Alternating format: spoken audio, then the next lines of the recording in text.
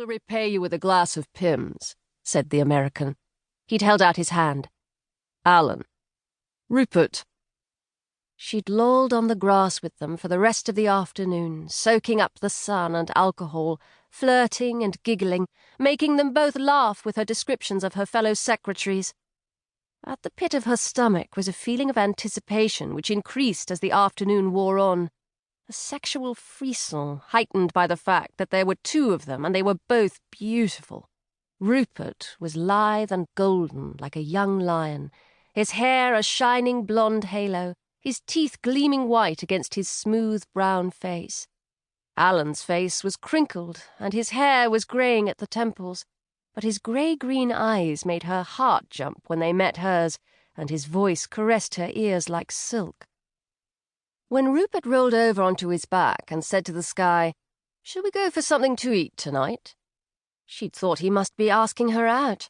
An immediate, unbelieving joy had coursed through her. Simultaneously, she'd recognized that she would have preferred if it had been Allan. But then Allan rolled over too and said, "Sure thing." And then he leaned over and casually kissed Rupert on the mouth.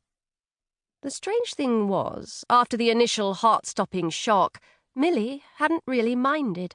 In fact, this way was almost better. This way, she had the pair of them to herself.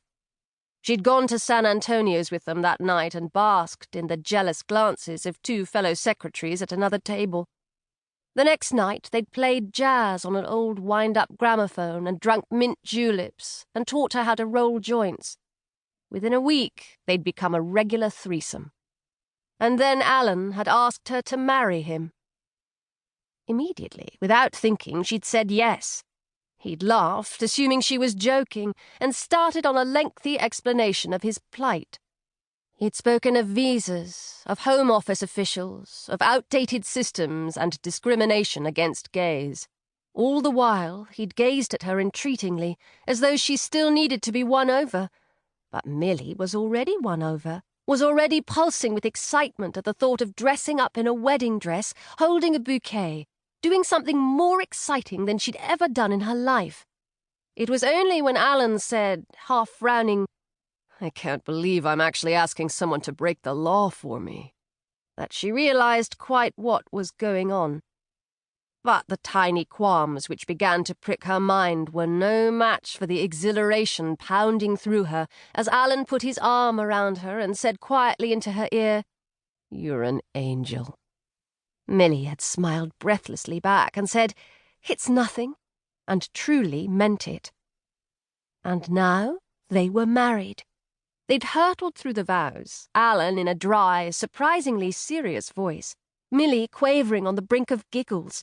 Then they'd signed the register, Allan first, his hand quick and deft, then Millie attempting to produce a grown-up signature for the occasion. And then, almost to Millie's surprise, it was done, and they were husband and wife. Allan had given Millie a tiny grin and kissed her again.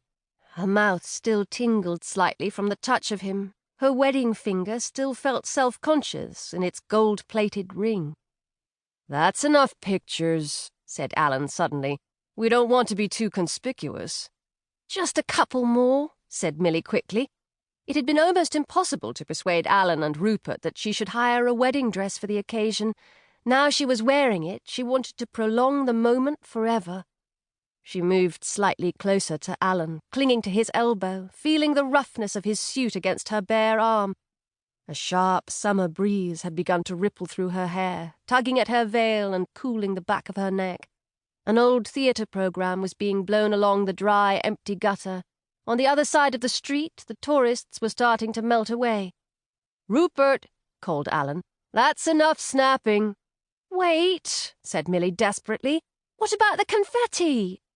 "Well, okay," said Allan indulgently. "I guess we can't forget Millie's confetti." He reached into his pocket and tossed a multicolored handful into the air.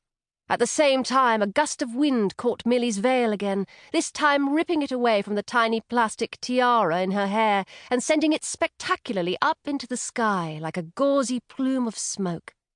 It landed on the pavement at the feet of a dark-haired boy of about 16, who bent and picked it up.